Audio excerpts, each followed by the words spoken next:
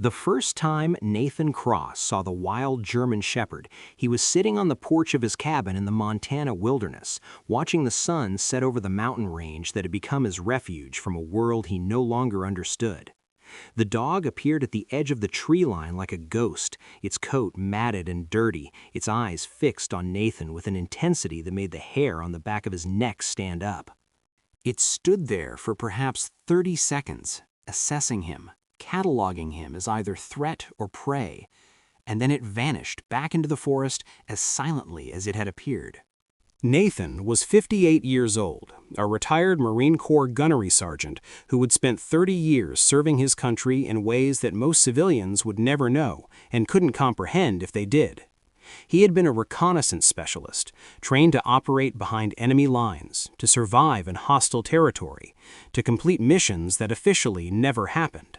His body bore the marks of that service in ways both visible and hidden, from the scars that traced silver lines across his chest and back to the damage in his knees that made every step a negotiation with pain.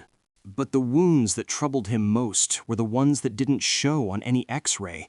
The faces of the men he had killed still visited him in his dreams, their eyes accusing, their voices asking questions that he couldn't answer. The friends he had lost in combat walked beside him during his waking hours, their presence a comfort and a torment in equal measure. And the guilt that had accumulated over 3 decades of violence sat in his chest like a stone, weighing him down, making it harder to breathe with each passing year. He had come to Montana to escape, to find the silence that the city refused to provide, to make peace with the demons that had followed him home from wars that most Americans had already forgotten. His cabin sat on 40 acres of wilderness, the nearest neighbor 5 miles away, the nearest town a 40-minute drive on roads that became impassable when the winter snows came. It was the kind of isolation that would have driven most people mad, but for Nathan, it was exactly what he needed. The dog appeared again the next evening, at almost the same time, in almost the same spot. This time, Nathan was ready. He had set out a bowl of water and some scraps from his dinner, placing them halfway between the porch and the tree line, an offering that asked for nothing in return. The dog approached the bowl cautiously, its body tense, its eyes never leaving Nathan's face. It ate quickly, almost desperately, and then retreated back into the forest before Nathan could even think about moving closer. This became their routine over the following weeks. Nathan would put out food and water, and the dog would appear at sunset to claim them. The distance between them closed gradually, almost imperceptibly, as the dog learned that Nathan was not a threat. By the end of the first month, it was eating within 20 feet of the porch. By the end of the second month, it was waiting at the edge of the clearing when Nathan came out with the bowls, its tail giving an almost imperceptible wag that suggested something other than pure survival instinct. Nathan studied the dog during these encounters, cataloging its features with the same attention to detail that had kept him alive through countless dangerous situations. It was a purebred German Shepherd, or close to it, with the classic black and tan coloring and the intelligent eyes that characterized the breed. It was male, perhaps 3 or 4 years old, with a build that suggested it had been powerful before malnutrition had stripped away its muscle mass. And it was scared, deeply scared, in ways that spoke of experiences that had taught it to fear humans above all else. The scars told part of the story. There were marks on the dog's muzzle that looked like they had been made by some kind of restraint, perhaps a wire muzzle that had been too tight. There were patches of missing fur on its flanks that suggested old burns or chemical exposure. And there was the way it moved, the constant vigilance, the reflexive flinch whenever Nathan made a sudden movement, all of it painting a picture of abuse that made Nathan's heart ache in ways he hadn't thought it capable of anymore. He named the dog Shadow, partly because of the way it appeared and disappeared at the edge of the forest, and partly because it had become a presence that followed him through his days, even when it wasn't visible. Nathan found himself thinking about Shadow during the long hours of solitude, wondering about its past, imagining the cruelties that had made it so distrustful of human contact. The dog had become a project, a purpose, something to focus on besides the memories that threatened to swallow him whole. The breakthrough came on a night in early October when an early winter storm blew through the mountains with a ferocity that caught Nathan off guard. The temperature dropped 30 degrees in an hour, the wind howled around the cabin like a living thing, and the snow came down so thick that visibility dropped to nearly zero. Nathan huddled by his wood stove, listening to the chaos outside, thinking about Shadow somewhere out there in the frozen wilderness. He couldn't sleep. The thought of the dog, already weakened by months of hunger and exposure, facing this storm without shelter was too much to bear. Nathan had seen men freeze to death in conditions less severe than this, had held their bodies as the life drained out of them, had lived with the knowledge that he couldn't save everyone no matter how hard he tried. He wasn't going to let that happen again, not to this creature who had trusted him enough to eat from his hand. At midnight, he opened his front door, letting a blast of frigid air and swirling snow into the cabin. He stood in the doorway, the light from inside casting a golden rectangle onto the white-covered porch, and he called out into the storm. "Shadow, come on, boy. It's okay." He didn't expect an answer. The dog had never come closer than 10 feet, had never allowed Nathan to touch it, had maintained a distance that was as much psychological as physical. The odds of it overcoming all that conditioning, just because Nathan called its name, were astronomical. But 5 minutes later, a shape appeared out of the blizzard, moving slowly, its body hunched against the wind. Shadow stopped at the edge of the light, its eyes reflecting the glow from inside, its body shivering so violently that Nathan could see it from where he stood. Nathan didn't move. He just stood there, holding the door open, letting the cold seep into his bones, waiting for the dog to make its choice. And after what felt like an eternity, but was probably only a minute, Shadow moved forward, climbing the porch steps, crossing the threshold, entering the cabin that represented everything it had learned to fear. Nathan closed the door behind it, sealing them both inside the warmth. Shadow stood in the middle of the room, dripping melted snow onto the wooden floor, its body still trembling, its eyes darting around the unfamiliar space. Nathan moved slowly, deliberately, giving the dog time to process what was happening. He got a towel from the bathroom and began to dry Shadow's matted fur, moving carefully, speaking softly, letting the animal feel the gentleness that human touch could offer. Shadow tolerated the contact, too exhausted and cold to maintain its usual defenses. By the time Nathan was finished, the dog was no longer shimmering. Its eyes were beginning to close, and something in its posture had shifted from fear to something that might have been the beginning of trust. Nathan made a bed from old blankets near the wood stove, and Shadow collapsed onto it without hesitation. The dog was asleep within minutes, its breathing deep and regular, its body finally relaxed for perhaps the first time since Nathan had first seen it at the edge of the forest. Nathan sat in his chair and watched Shadow sleep, feeling something stir in his chest that he hadn't felt in years. He had saved lives during his military career, had pulled wounded Marines out of kill zones, had risked everything to bring his brothers home. But those acts had always been done in the chaos of combat, surrounded by violence and death, tainted by the circumstances that had made them necessary. This was different. This was pure, uncomplicated, a simple act of kindness that had no hidden agenda and no mixed motives. He had offered shelter to a creature in need, and the creature had accepted. It was the most human he had felt in a very long time. The storm passed by morning, leaving behind a landscape transformed by 2 feet of fresh snow. Nathan opened the door, expecting Shadow to bolt, to return to the wilderness that had been its home.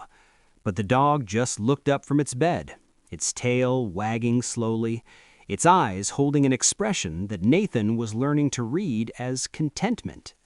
"You want to stay, boy?" Nathan asked, his voice rough from emotion he was trying to hide. "Is that what you're telling me?" Shadow's tail wagged faster, and Nathan felt something crack open inside him, something that had been sealed shut for longer than he could remember. The wild dog had made its choice, and in doing so, had given Nathan something he hadn't known he was missing. A reason to hope. The months that followed were a slow dance of building trust, two damaged souls learning to coexist in a space that felt increasingly like home. Shadow's recovery was gradual but steady, his coat growing thick and healthy, his body regaining the muscle mass that malnutrition had stolen.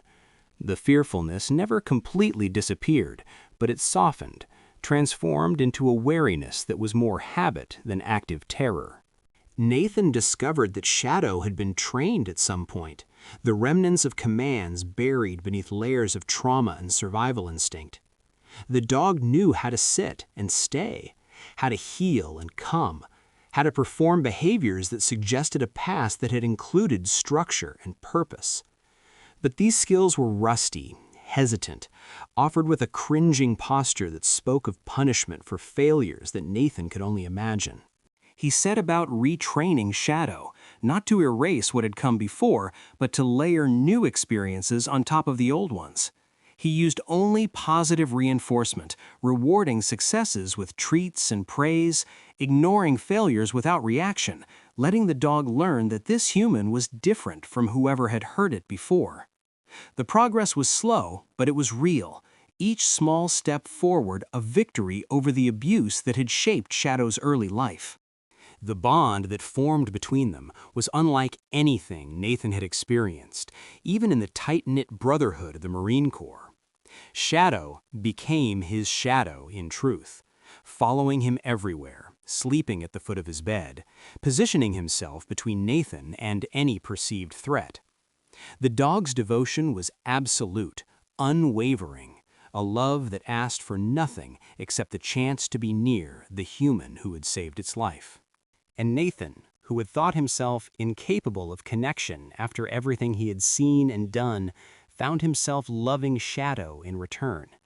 He talked to the dog during the long days of isolation, sharing stories about his past, confessing things he had never told another living soul. Shadow listened with an attention that felt almost human, his head tilted, his eyes focused on Nathan's face, his presence a comfort that no therapist or medication had ever been able to provide. It was during one of these conversations that Nathan first noticed something unusual about Shadow's behavior.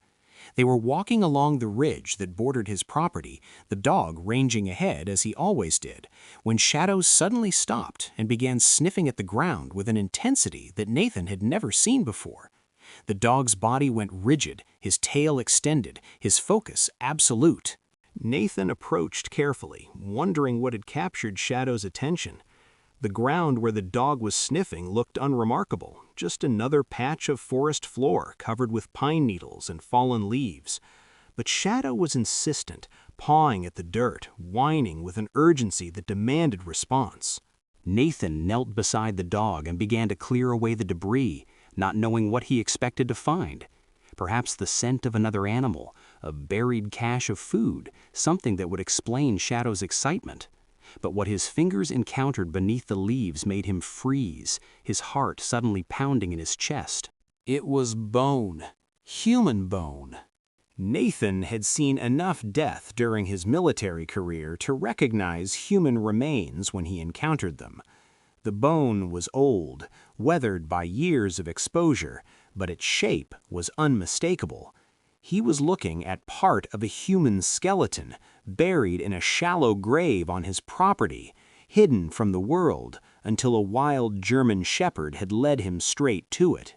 His training took over, the reflexive responses that had been drilled into him through decades of service. He marked the location, called the county sheriff's department from his satellite phone, and kept Shadow at a distance while he waited for the authorities to arrive. His mind was racing with questions. How long had these remains been here? Who had put them here?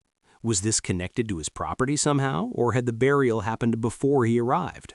The sheriff, a grizzled man named Tom Hartley, who had served in Vietnam before taking up law enforcement, arrived with a small team 2 hours later. Nathan had expected skepticism, had prepared himself for the looks that civilians often gave to veterans who claimed to have found something unusual. But Tom was professional and thorough, cordoning off the area and beginning the careful process of excavation that would reveal the full extent of what Shadow had discovered. It took 3 days to fully unearth the remains. They belonged to a woman, the forensic team determined, probably in her 20s or 30s, dead for at least 15 years based on the state of decomposition. There was evidence of trauma, injuries that suggested she had not died peacefully, that someone had done this to her and then buried her in these remote woods where they assumed she would never be found. Tom came to Nathan's cabin on the evening of the 3rd day, his face grave, his movements weighted with the burden of what he had to share.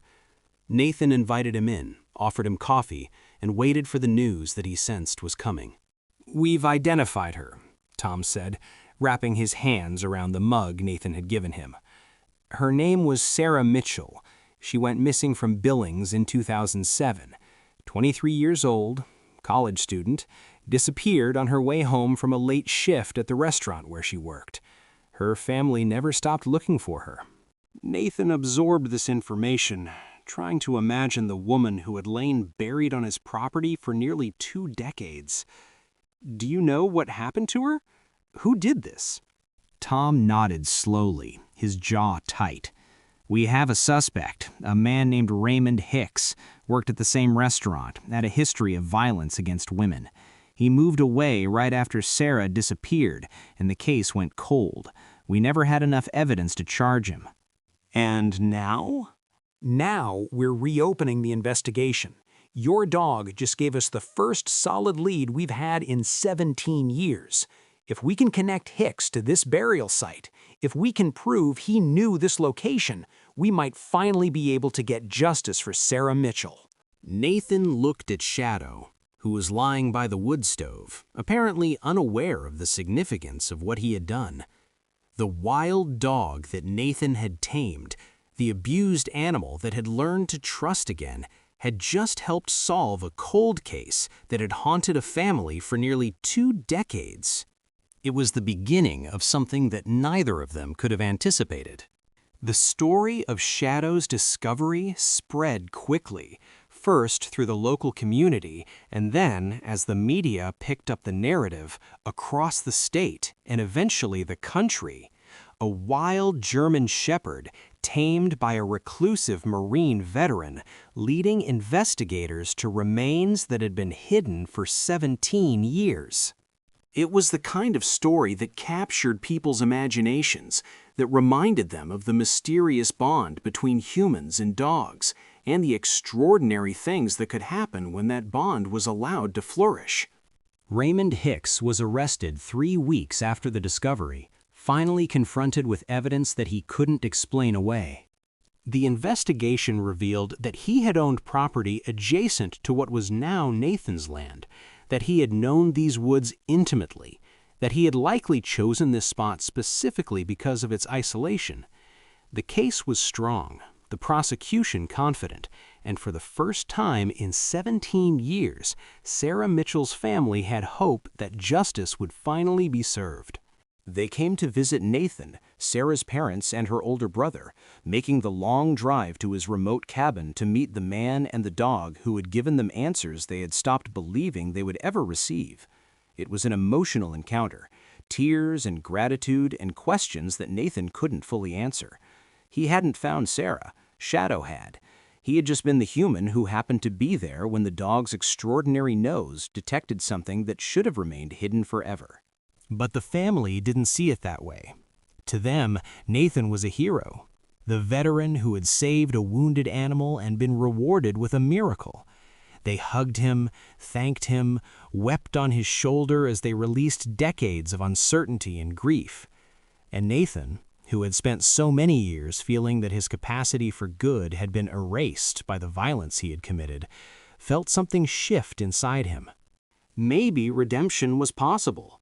Maybe the things he had done could be balanced by the things he was yet to do. Maybe saving Shadow had been the first step on a path that led somewhere he had never imagined. The media attention brought unexpected opportunities. Agencies that train search and rescue dogs reached out, intrigued by Shadow's natural ability and wondering if it could be developed further. Victim advocacy groups contacted Nathan, asking if he would be willing to share his story at events and conferences.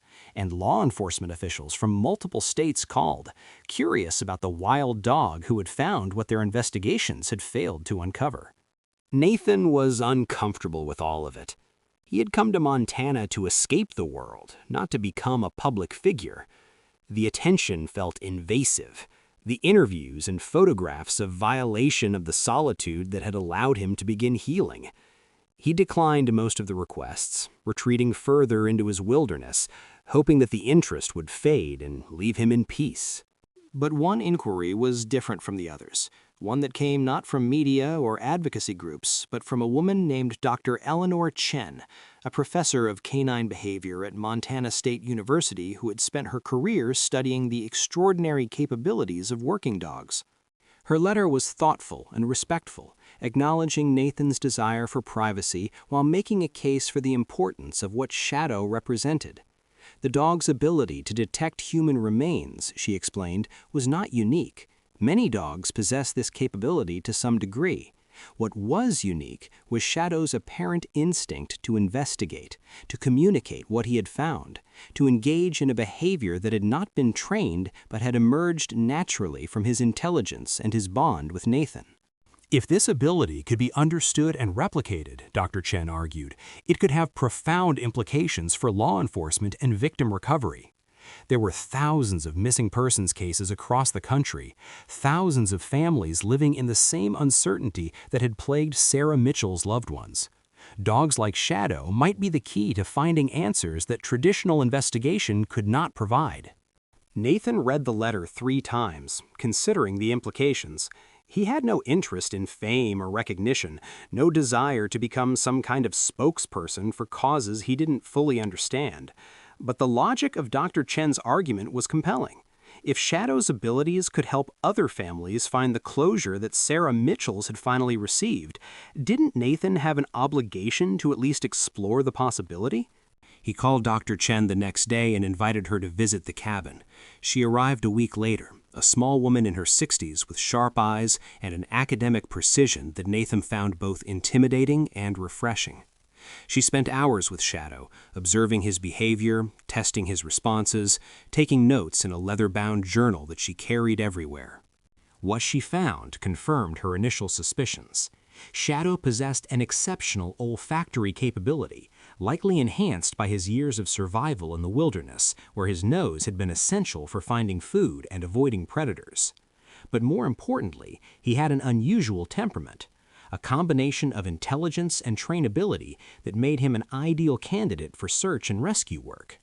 "He's special," Dr. Chen told Nathan on her final evening at the cabin, "not just because of his physical abilities, but because of what he's overcome. Dogs that have experienced severe trauma often become unpredictable, unable to focus, too damaged for reliable work. Shadow is the opposite. His trauma has made him more attuned to the world, more sensitive to the things that most dogs would overlook." Nathan looked at Shadow, who was lying at his feet, apparently unaware that he was being discussed. "So, what are you proposing?" "I'm proposing a partnership. You and Shadow would work with my team at the university, developing his abilities and training him for specialized search work. We would document everything, publish our findings, create a model that other trainers could follow, and in exchange, you would have access to resources and support that could help you address cases that local law enforcement can't solve on their own." It was a lot to consider. Nathan had spent years avoiding entanglement, keeping the world at arm's length, protecting himself from connections that might require more than he was able to give. But something about Dr. Chen's proposal resonated with him, spoke to a part of himself that he had thought was dead. He had spent his military career bringing justice through violence, eliminating threats, removing obstacles that stood in the way of his country's objectives. It had been necessary work that he didn't regret, even though it had cost him pieces of himself that he would never get back. But this was different.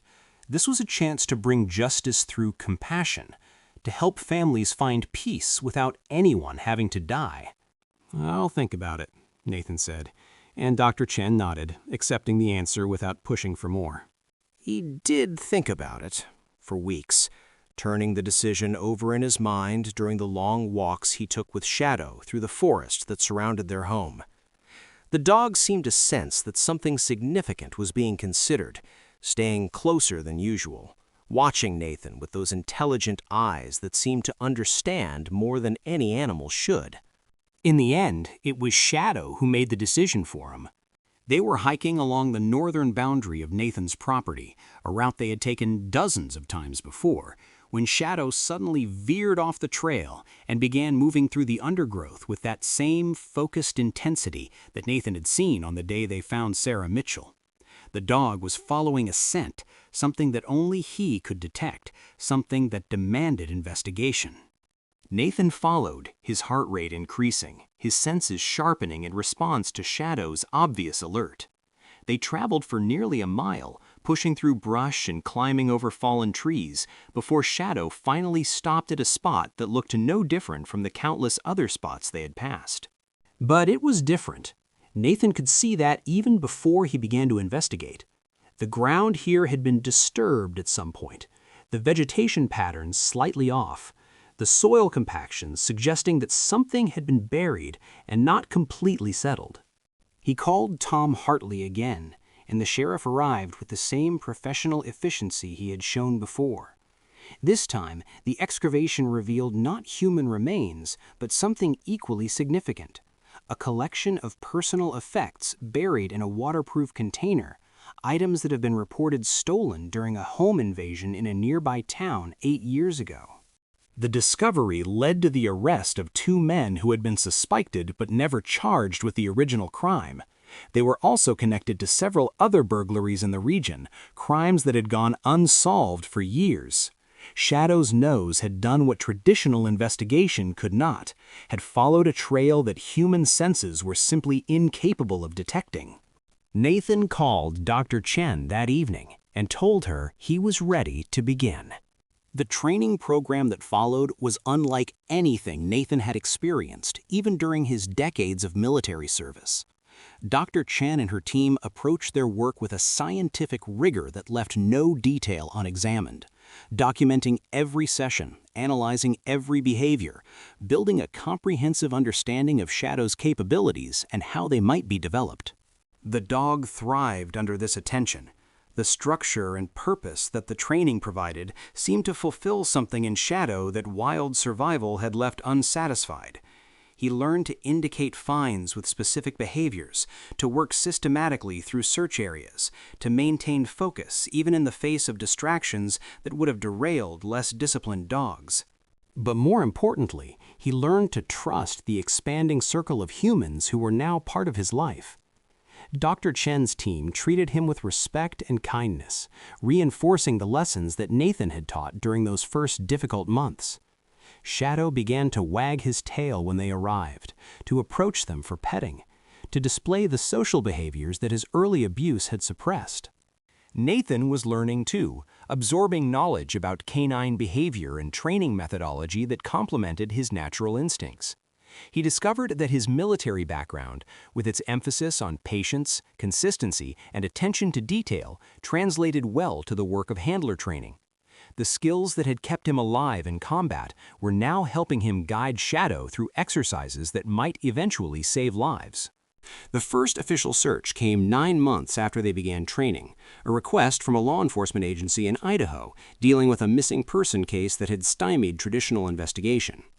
A young man had disappeared while hiking in a remote area, and despite extensive searches, no trace of him had been found. The family was desperate, the authorities running out of options, and someone had heard about the veteran and his dog who had found Sarah Mitchell. Nathan and Shadow traveled to Idaho with Dr. Chen and a support team, arriving at a command post that had been set up in a ranger station near the hiking trail where the young man had last been seen. The mood was grim, the realistic hope that the missing person would be found alive having faded with each passing day. But the family wanted closure, wanted to know what had happened, wanted to bring their son home even if it was only to bury him. The search area was vast, covering thousands of acres of rugged wilderness that would take weeks to cover systematically with traditional methods. But Shadow's capabilities changed the equation. The dog could detect scents that humans couldn't perceive, could follow trails that had been cold for days, could narrow down the search area to places that warranted closer investigation. They worked for 3 days, Shadow ranging through the forest with Nathan at his side, covering ground that would have taken a dozen search teams weeks to explore. The dog indicated several times, leading investigators to items that the missing man had dropped along the way, confirming that they were on the right track. On the 4th day, Shadow found him. The young man had fallen into a ravine, hidden by heavy undergrowth that had made aerial searches ineffective. He had died from his injuries, probably within hours of the fall, his body lying undiscovered just 2 miles from the trail where hundreds of searchers had walked during the initial efforts. It was not the outcome anyone had hoped for, but it was an answer. The family finally knew what had happened to their son. They could grieve, could hold a funeral, could begin the long process of healing that closure made possible. And they came to Nathan, as Sarah Mitchell's family had, with tears and gratitude, and the recognition that he and Shadow had given them something precious. The success in Idaho led to more requests, more cases, more opportunities to apply the skills that Shadow had developed and the training that Nathan had received. They traveled across the Pacific Northwest, working with law enforcement agencies and search and rescue teams, building a reputation for finding what others could not. Each case was different, each presenting its own challenges and its own emotional weight.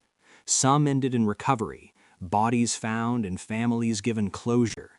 Others ended in rescue, missing persons located alive because Shadow's speed and efficiency had compressed the timeline that would otherwise have proved fatal.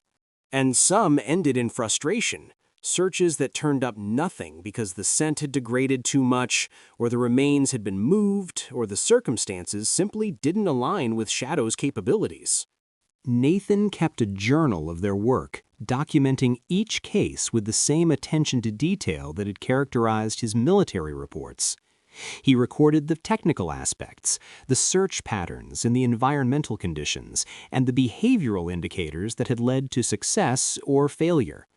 But he also recorded the human elements, the families he met and the stories they told, the grief and hope and resilience that he witnessed again and again.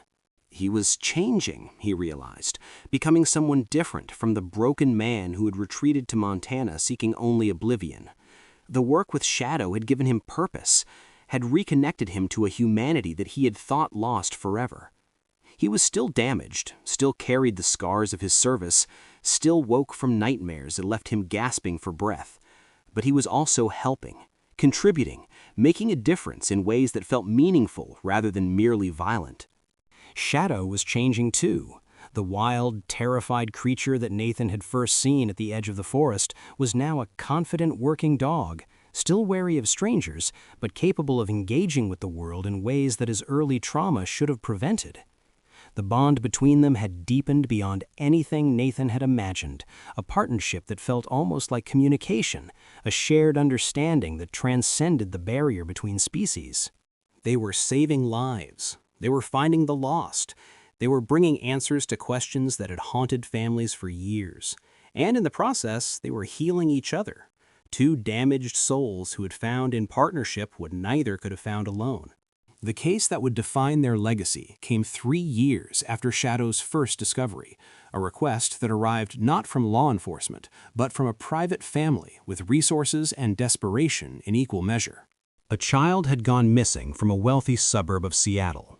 A 6-year-old girl named Emma, who had vanished from her own backyard while her mother was inside the house for less than 5 minutes. The police had investigated immediately, the FBI had joined within hours, and every resource available had been deployed in the search for a child who seemed to have been swallowed by the earth itself. Days passed, then weeks, then months. The investigation turned up nothing. There were no witnesses, no credible suspects, no evidence that pointed toward any particular scenario. The case went cold. The media coverage faded, and Emma's family was left with an uncertainty that was worse than death because it offered no possibility of closure. 2 years after Emma's disappearance, her father reached out to Nathan.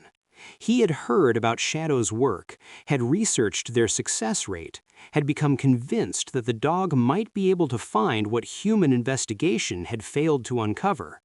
He offered to pay any amount, to provide any resources, to do whatever was necessary to bring his daughter home. Nathan was reluctant at first. The case was too old, the scent trail too degraded, the possibility of success too remote. He didn't want to give a grieving father false hope, didn't want to take money for a miracle that he couldn't deliver. But something about the man's desperation spoke to Nathan, reminded him of the families he had helped and the closure he had been able to provide.